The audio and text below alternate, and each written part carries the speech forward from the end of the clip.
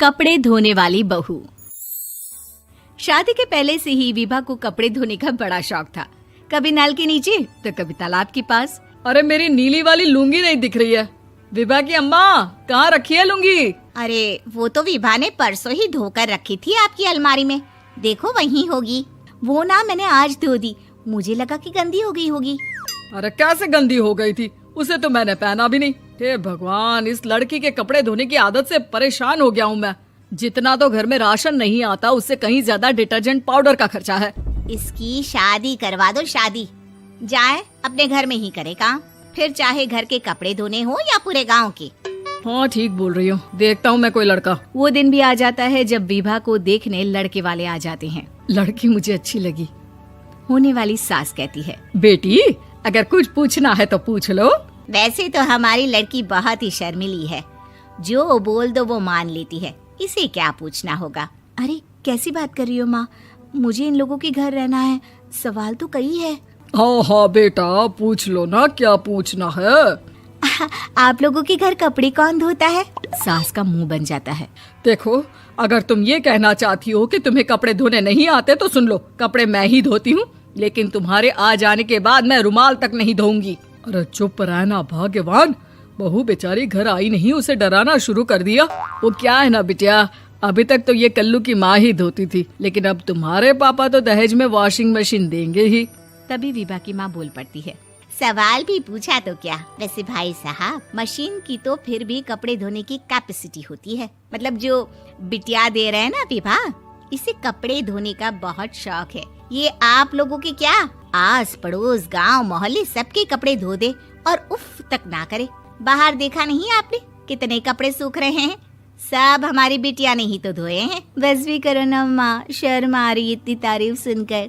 और तो और एक दाग निकाल कर दिखाओ तो मान जाओ। हाँ अच्छा, माफ करना बेटा, मैंने गलत समझा। हमें तो रिश्ता बहुत पसंद है। और ऐसे जुड़ जाता है रिश्ता कपड़े धोने का शौक रखने वाली विभा का। उसकी शादी हो जाती है कोयला फैक्ट्री में काम करने वाले कल्लू के साथ। शादी के बाद अचानक विभा चिल्लाती हुई सास के पास आती है। सासू माँ, अरे सासू माँ कहाँ है आप?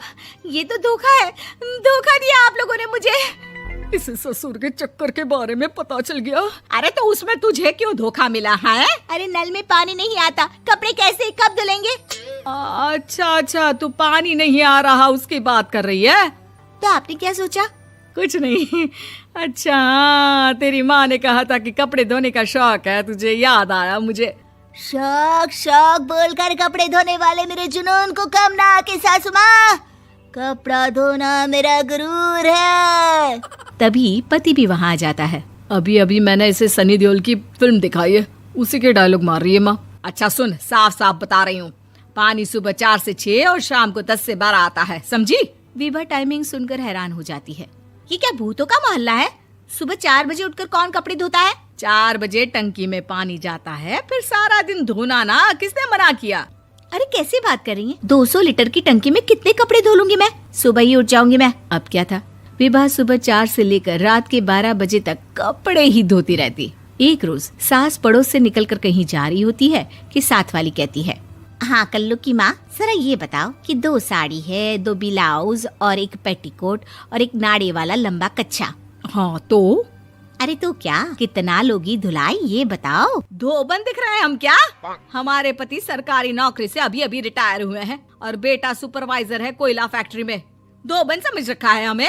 हाय रे कल्लू की अम्मा, माफ कर दो, वो तो मोहल्ले में यही सब बता रहे थे कि तुमने बहू को कपड़ा धुलवाने के काम में लगा दिया है। सास को पड़ोसन की बात सुनकर गुस्सा आ जाता है। वो घर पहुंचती है जहां घर के बाहर ही इतने सारे कपड़े सूख रहे होते हैं जितने कि किसी धोबन के घर पर। अरे ओ कल्लू की दुल्हन, बाहर निकल। माँ जी यहीं आ जाओ, बाथरूम में चादर धो रहे हैं हम। अरे अभी हम धोते हैं, तुमको बाहर निकलो। ये आस पड़ोस वाले बोल रहे हैं कि हम बहू से कपड़े धुलवा कर उसे कपड़ा धोने वाली बना दिए हैं। अरे छोड़ो ना माँ जी, किन लोगों की बातों में आती हो? आस पास के लोगों का तो काम ही होता है कि वो किसी तरह सास बहू को लड़ा दे। बहू सारे घर के कपड़े धोती है, ये क्या कम है? बोलिए। सास को भी लग जाता है कि वो बहू का ये सनकीपन नहीं छुड़वा सकती, इससे अच्छा है कि खुद ही चुप हो जाए। एक रोज सास और बहू मंदिर जाते हैं, जहाँ सास की साड़ी वहाँ खड़ी भीख मांगने वाली से मिलती है। माँ जी क्या बात है, आपकी साड़ी उस भिखारन से कितनी मिल रही है ना? हाँ हाँ देखो तो, दोनों की साड़ी मिल रही है। क्या बात है कल्लू की अम्मा, तुम खुद को तो अफसर की बीवी बताती हो और ऐसी सिंपल सी प्लेन साड़ी पहनकर घूमती हो। सिंपल और प्लेन नहीं है ये साड़ी। तो क्या सोने के धागे से फूल बने हैं? कुछ भी सासू माँ, कुछ भी। हाँ बने थे इस साड़ी में सोने के धागे से फूल। मेरे पति लेकर आए थे मद्रास से स्पेशली मेरे लिए 10,000 की। ताहे भाई साहब इस भिखारन के लिए भी सेम टू सेम साड़ी लेकर आए होंगे 10,000 की। सास उस वक्त तो कुछ नहीं कहती, लेकिन बहू के साथ घर आती है और अलमारी से एल्बम निकाल कर लाती है। ये साड़ी देख रही है, ये वही साड़ी है जिसे मैंने अभी पहना था। इस साड़ी में ये जो चमकदार फूल दिख रहे हैं ना, ये सोने के धागों से काढ़े गए हैं। लेकिन तू लोकल वॉशिंग मशीन ब्रश से घिस घिस कर सारे फूलों को निकाल कर साड़ी प्लेन कर दी।